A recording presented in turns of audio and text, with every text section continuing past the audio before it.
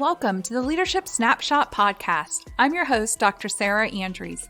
Each episode, we focus on leadership topics, concepts, and ideas that'll help you develop your leaders and develop yourself. So stay tuned. We have a lot to talk about.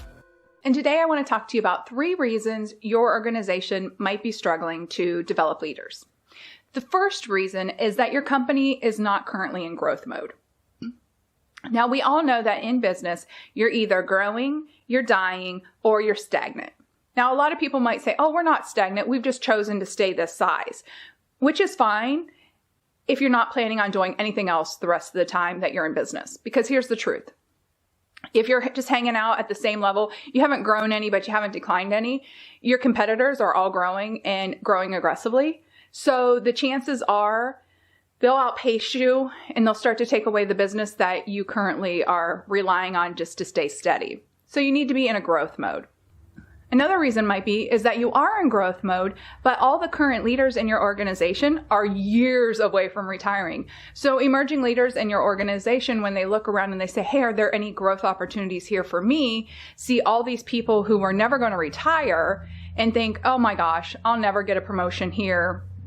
There's no sense in me even focusing on growing my leadership skills. Or if they're super motivated, they leave and go somewhere else to grow.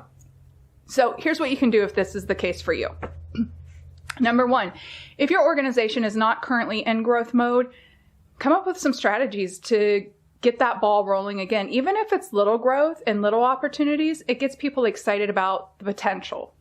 And if you have a bunch of leaders who are years away from retiring, start doing projects where emerging leaders can take the lead and get that leadership experience. It helps them build confidence, and it says, hey, this company cares about me and cares about my growth and development and future opportunities, and I'm going to be ready when there is somebody who retires or gets a promotion or does something else. The second reason that you might be struggling to develop leaders inside your organization is you treat leadership development like a one and done. That means you send somebody to one class on leadership and you think, oh my gosh, I sent them to that class, they should be a leader. And that's not the way that leadership works. It's actually more of a transformational learning, which means that you have to invest in the long term. You might have a plan that says, hey, the next 5 years, this is how leadership development happens in our organization.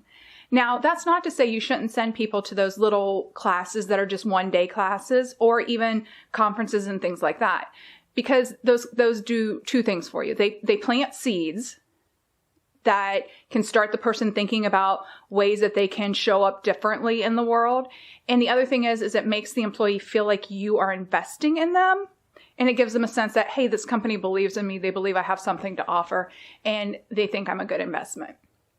All right. The third reason that you might be struggling to develop leaders inside your organization are your current leaders are not skilled. A lot of ways that we learn leadership is by watching other leaders lead and seeing what they do well and what they don't do well. And some people have discernment, so they can tell when a leader is not doing something well and they choose not to emulate that person. But if they chose to emulate your grouchiest leader, then all of a sudden you have a building that's full of grouchy, grumpy leaders. So the first thing I think you should do if you're thinking about developing leaders in your organization is take a step back and look at your current leadership team with a really critical eye. Look at how they lead. How are they interacting with people, both your customers, your employees, and their peers? Are they good leaders? Are they people that you would want everybody in your company to behave like? And if that's the case, then celebrate. But if it's not, then you need to talk to those leaders and start them on the process of developing their leadership skills so that way they can have a good impact on your organization. And then take one step back further. And this is the tough one. Take a look at yourself. Are you the type of leader that you would want to have other people leading inside of your organization just like you? And if it's not, then you need to do some of that work. And it's not going to be a fast and easy process. Change is not usually super fun or super fast. But if there's changes that you need to have in your organization because you want to take yourself to the next level, then you need to figure out, do I need to change some of my leadership skills and behaviors? Do my current leadership team need to change some of theirs? Do I need to invest in leadership development as a long-term game instead of just the short term? And is my company growing? And start focusing on the long-term gains that you can get from developing leaders inside of your organization. All right, you guys, I'll talk to you next week. If you enjoyed this podcast, make sure you subscribe so that way you can hear new podcasts that come out every week. Embrace your journey, and we'll talk to you next week.